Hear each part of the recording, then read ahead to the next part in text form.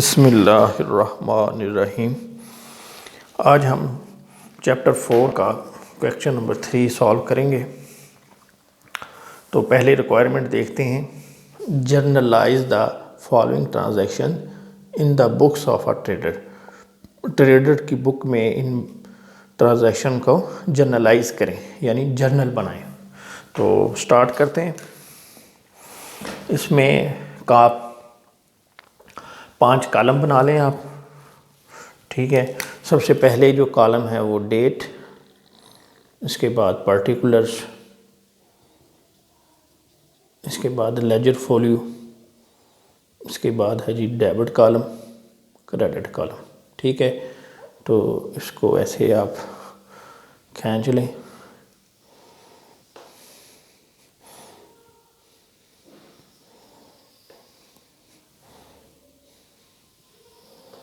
और यहाँ एक दफ़ा ही आप ऊपर पहले नाम लिखें। यहाँ पे ट्रेडर दिया हुआ है, फिर इसके बाद यहाँ लिख दें जर्नल।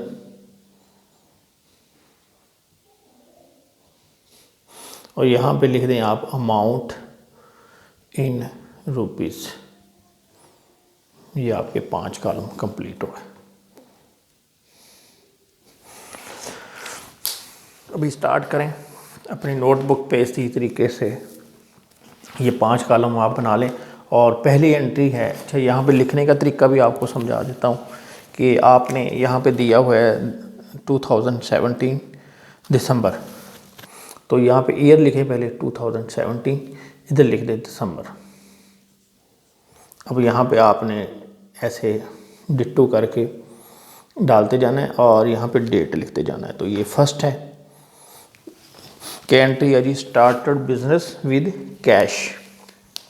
कैश से बिजनेस स्टार्ट किया, 150,000 रुपीज़, 150,000 से बिजनेस स्टार्ट किया। ठीक है, तो बिजनेस में क्या आया है? कैश आया। आने वाली चीज़ डेबिट, तो कैश टू डेबिट हो जाएगा, कैश कम। और क्रेडिट क्या होगा? देने वाले का नाम। ठीक है, तो कौन दे रहा है पैसे? ये दे रहा है ओनर, ट्रेडर दे रहा है। ठीक है, तो हम क्या करते हैं, देने वाले का नाम क्रेडिट करते हैं, लेकिन अब दे रहा है ओनर। अब ओनर का हम नाम नहीं लिखेंगे, हम उसकी जगह लफ्ज़ कैपिटल यूज़ करेंगे। ठीक है, ओनर देगा तो लफ्ज़ कैपिटल यूज़ करेंगे, कोई और देगा तो नेम यूज़ करेंगे। ठीक है, ये फ़र्क है इसमें कि जब ओनर पैसे देता है तो हम लफ्ज़ कैपिटल यूज़ करेंगे, और ओनर के अलावा कोई भी बंदा बिज़नेस में चीज़ें उधार देगा, पैसे देगा, तो उसका नाम लिखा जाएगा। तो यहाँ पे अब हम कर देंगे कैपिटल। डेबिट पहले लिखा जाता है, क्रेडिट थोड़ा सा आगे, तो कैपिटल अकाउंट को हम क्रेडिट कर देंगे 150,000 है। डेबिट की अमाउंट डेबिट कॉलम में, क्रेडिट की क्रेडिट के कॉलम में। और यहाँ पे लिख दें आप स्टार्टेड बिजनेस विद कैश, या इतना भी काफ़ी है, स्टार्टेड बिजनेस। तो वो समझ आ जाएगी एंट्री देखकर कि ये बिजनेस में ओनर ने पैसा लगाया। सेकंड, 3 दिसंबर, इसमें क्या, goods purchase for cash. Goods खरीदी हैं, तो गुड्स जब ख़रीदते हैं तो हम इसके लिए लफ्ज़ परचेजेज यूज़ करते हैं, और जब यही चीज़ें बेचते हैं तो हम इसके लिए लफ्ज़ सेल यूज़ करते हैं। तो अब हम गुड्स बिजनेस में आई हैं। ठीक है, आने वाली चीज़ डेबिट, तो परचेजेस अकाउंट डेबिट हो गया, आने वाली चीज़ डेबिट। और नकद खरीदी है, पैसा जा रहा है, कैश आउट हो रहा है, जाने वाली चीज़ क्रेडिट। तो हम इधर लिखेंगे परचेजेस अकाउंट डेबिट और कैश अकाउंट क्रेडिट। तो इधर लिख दें नरेशन गुड्स परचेस्ड। कितनी अमाउंट है जी? 90,000। डेबिट, जो चीज़ डेबिट हो रही है उसके सामने बिल्कुल डेबिट कॉलम में अमाउंट लिखनी है, जो चीज़ क्रेडिट हो रही है उसके बिल्कुल सामने क्रेडिट कॉलम में लिखनी है। और लफ्ज़ अकाउंट जो है ये ज़रूर यूज़ करना है, क्योंकि पहले भी आपको बता चुका हूँ कि गुड्स जो हैं ये डेबिट या क्रेडिट नहीं होती, इसका जो खाता है उसको हम या डेबिट करते हैं या क्रेडिट करते हैं, इसलिए लफ्ज़ अकाउंट लिखना ज़रूरी है। इसके बाद थर्ड में ही एंट्री है, 3 दिसंबर में, furniture purchase for cash. Furniture purchase for cash, क्या आ रहा है? फर्नीचर आ रहा है, आने वाली चीज़ डेबिट, और कैश जा रहा है, जाने वाली चीज़ क्रेडिट। तो हम लिखेंगे फर्नीचर अकाउंट डेबिट और कैश अकाउंट क्रेडिट, और इधर लिख दें फर्नीचर परचेस्ड। ये आपकी 1 दिसंबर 3 की एंट्री है, 15,000 की, 15,000। अच्छा, एक और चीज़ आपको बता दूं कि जब गुड्स ख़रीदेंगे या बेचेंगे तो उसके लिए लफ्ज़ परचेजेज और सेल यूज़ होगा। इसके अलावा कुछ भी आप बेचें या ख़रीदें तो उसका नाम यूज़ होगा। ठीक है, वेरी सिंपल, कि गुड्स जब आपने ख़रीदनी है तो आपने ख़रीदते वक्त परचेजेस और बेचते वक्त सेल्स का लफ्ज़ यूज़ करना है। इनके अलावा इसको छोड़ के, जैसे हमने पढ़ा कि कैपिटल, ओनर पैसा लगाएगा तो आपने लफ्ज़ यूज़ करना है कैपिटल, और ओनर के अलावा कोई आदमी भी पैसे देगा तो हम उसका नाम लिखेंगे। तो यहाँ भी आपने यही करना है कि जो गुड्स जब ख़रीदेंगे तो परचेजेस, बेचेंगे तो सेल। गुड्स के अलावा कोई भी चीज़ आप ख़रीदें या बेचें तो नाम यूज़ करेंगे। जैसे अभी हमने किया है फर्नीचर हमने ख़रीदा है तो हमने फर्नीचर का नाम ही डेबिट करना, बेचेंगे तो भी फर्नीचर ही लिखेंगे। ठीक है। इसके बाद है दिसंबर 7, goods sold, goods for cash 30,000। Goods बेची हैं फॉर कैश, तो क्या होगा? कैश आएगा, आने वाली चीज़ डेबिट, चीज़ें जा रही हैं, जाने वाली चीज़ का नाम क्रेडिट, तो लिखेंगे कैश। इधर लिख दें दिसंबर 7, कैश अकाउंट डेबिट और सेल्स अकाउंट क्रेडिट, और इधर नरेशन दे दें गुड्स सोल्ड, गुड्स सोल्ड 30,000।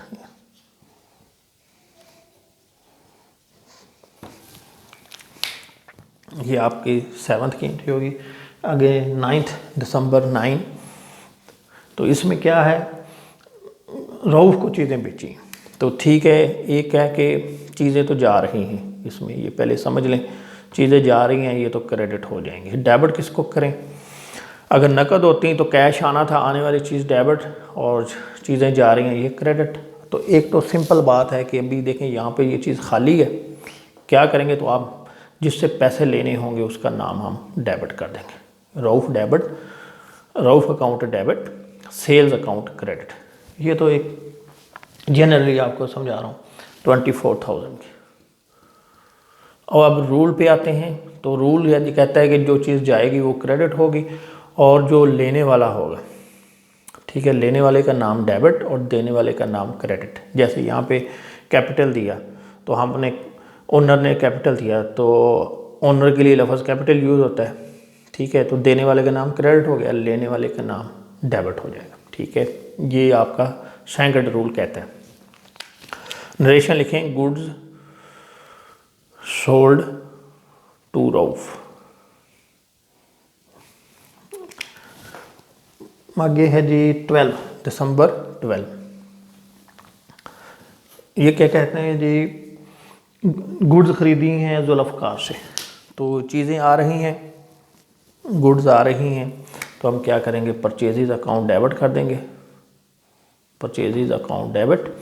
और अब देखें, ये नकद नहीं है, उधार है, ख़रीदते चीज़ें आई, आने वाली चीज़ डेबिट, कैश चला जाता है क्रेडिट। अब कैश नहीं जा रहा, क्या करें? जिसके पैसे देने हैं उसका नाम लिख दो, तो ये लिख देंगे जुल्फ़कार, जुल्फ़कार अकाउंट क्रेडिट। कितनी अमाउंट है? 15,000, 15,000। नरेशन लिख दें गुड्स परचेज्ड फ्रॉम जुल्फ़कार।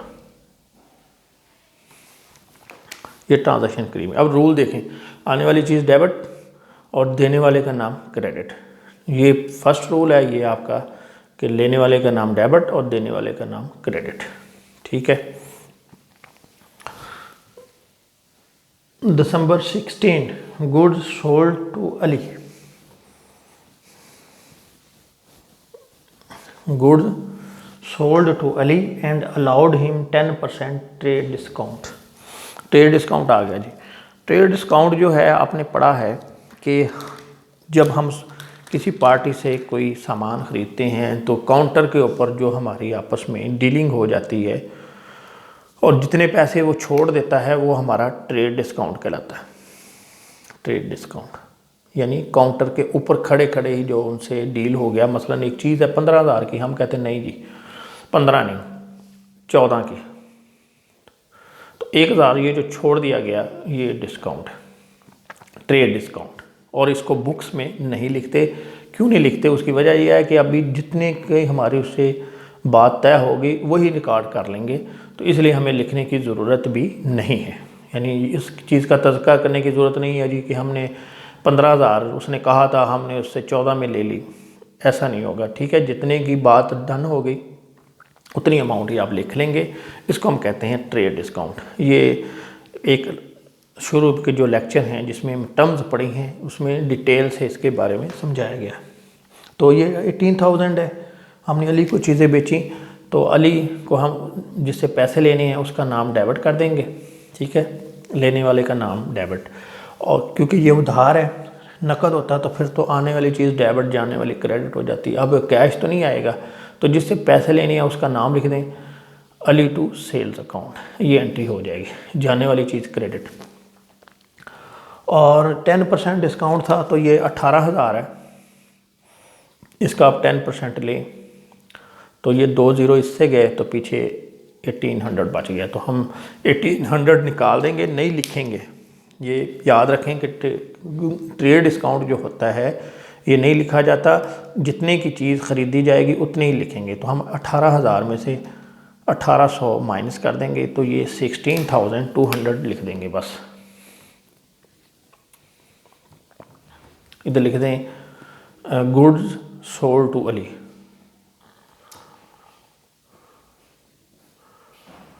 अलाइंग 10%, या सिर्फ इतना ही लिख दें, ये भी काफ़ी है।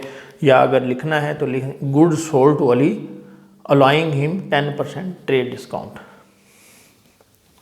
वरना इसकी ज़रूरत नहीं है, सिर्फ गुड्स सोल्ड टू अली। यानी हमें तो इससे गर्ज है कि कितने पैसे हमने उससे लेने। दिसंबर 22 को एंट्री आ रही है जी, cash received from Rauf in full settlement of his account. Full settlement, in full settlement से मुराद ये होता है कि यानी उसका खाता पूरी तरह सेटल हो गया, खाता नील हो गया। यानी अगर हमने किसी से पैसे लेने हैं तो जब हम दे दें सारे पैसे तो खाता नील। इसी तरह किसी से पैसे लेने हैं तो जितने पैसे वो दे दे हमें सारे, तो उसका खाता नील हो जाएगा। या हम अगर उसको कोई छोड़ दें और ये कह दें ये खाता तुम्हारा नील हो गया, ये कहलाता है इन फुल सेटलमेंट। ठीक, आगे बढ़ते हैं हम। वो कहता है जी कि 22,800। अभी देखें रऊफ को हमने दिसंबर 9 को 24,000 की गुड्स बेची थी। ठीक है, तो वो उससे हमने कैश, ये देखें 24,000 ये हमने उससे लेने थे रऊफ से, और उसे हमें दिए हैं 22,800, तो ये 1,200 रुपये डिस्काउंट हो जाएगा। खाता तभी नील होगा ना कि हमने उससे 24,000 लेने हैं तो वो 24 हमें दे, तभी खाता नील होगा ना। लेकिन जब हमने उसे खुद कह दिया कि चलो तुम इतने दे दो तो तुम्हारा खाता नील, इसका मतलब हमने पहले क्या किया था, रऊफ को डेबिट किया था 24,000 से, तो अब हम उसका खाता नील कर रहे हैं। रऊफ का नाम जो है, रऊफ का खाता, इसी को 24,000 से नील क्रेडिट कर दें। पहले ये डेबिट हो चुका है, अब हम जब फुल सेटलमेंट का लफ्ज़ यूज़ कर रहे हैं तो इसका मतलब कि जितने से डेबिट है खड़ा हुआ उतने से ही उसको क्रेडिट कर दें। अब देखें कैश कितना आया, ये आया है 22,800। कैश अकाउंट, तो ये 22,800। अब देखिए दोनों में फ़र्क आ रहा है, तो ये इधर आ जाएगा डिस्काउंट 1200 रुपये। अब इस एंट्री को हम रूल्स की मदद से समझते हैं, ठीक है। तो रऊफ़ हमें पैसे दे रहा है, देने वाले का नाम क्रेडिट, कैश आ रहा है, आने वाली चीज़ डेबिट। डिस्काउंट जो है डेबिट क्यों है कि ये हमारा लॉस है कि हमें 1200 रुपये छोड़ना पड़ा। खर्चा भी कह सकते हैं, लॉस भी कह सकते हैं कि हमें मिलने थे 24,000 रुपये, मिले हैं सिर्फ 22,800, 1200 रुपये हमें छोड़ने पड़े। और जितना भी नुकसान है, बिज़नेस का एक्सपेंस है, लॉस है, उसको हम डेबिट करते हैं, ठीक है। अभी आपको मैं एक चीज़ और यहाँ क्लियर कर दूँ कि जो ट्रेड डिस्काउंट है क्यों नहीं लिखा जाता और कैश डिस्काउंट है वो क्यों लिखा जाता है। कैश डिस्काउंट लिखना हमारी मजबूरी बन जाती है। देखें, हमने उसका रऊफ़ का खाता तो 24,000 से डेबिट किया था, यानी हमने उससे लेने थे 24,000, लेकिन बाद में हमने उसको छोड़ दिए, तो ये टैली नहीं होगा, डिफरेंस आएगा। तो डिफरेंस को दूर करने के लिए हमें जो कैश डिस्काउंट है वो लिखना पड़ता है, मजबूरी है हमारी, वरना ये टैली नहीं होगा। ट्रेड डिस्काउंट में क्या होता है कि हम उस बंदे के खाते में पैसे लिखते ही उतने हैं जितने हमने लेने हों, डिस्काउंट माइनस करके, ठीक है। तो ट्रेड डिस्काउंट को लिखने की ज़रूरत इसलिए नहीं होती कि वो एंट्री ही स्टार्ट डिस्काउंट देने के बाद करते हैं।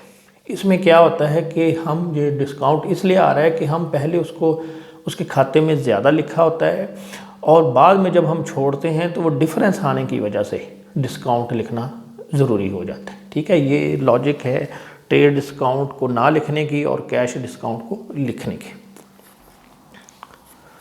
क्योंकि अब हम ऐसा नहीं कर सकते कि भाई वो काट कर, यानी लेना है कैश 22,800 लिया तो इधर पुराना जो लिखा हुआ है उसको काट के, काउंटिंग में कटिंग नहीं होती। हमने जो भी खाते को नील करना है वो डेबिट या क्रेडिट की मदद से। इसके बाद है जी दिसंबर 25 को हमने जुल्फ़कार को कैश पे किया 5700 और 300 उसने हमें डिस्काउंट दे दिया। तो हम क्या करेंगे, कैश पेड, कैश जा रहा है, जाने वाली चीज़ क्रेडिट, कितना जा रहा है कैश 5700 का, ठीक है।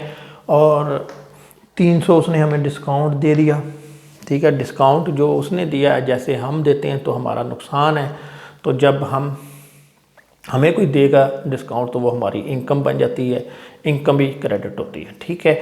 और ये दे किसको रहे हैं, जुल्फ़कार को, तो जुल्फ़कार का नाम जो है हम ये 6000 से डेबिट कर देंगे, ठीक है।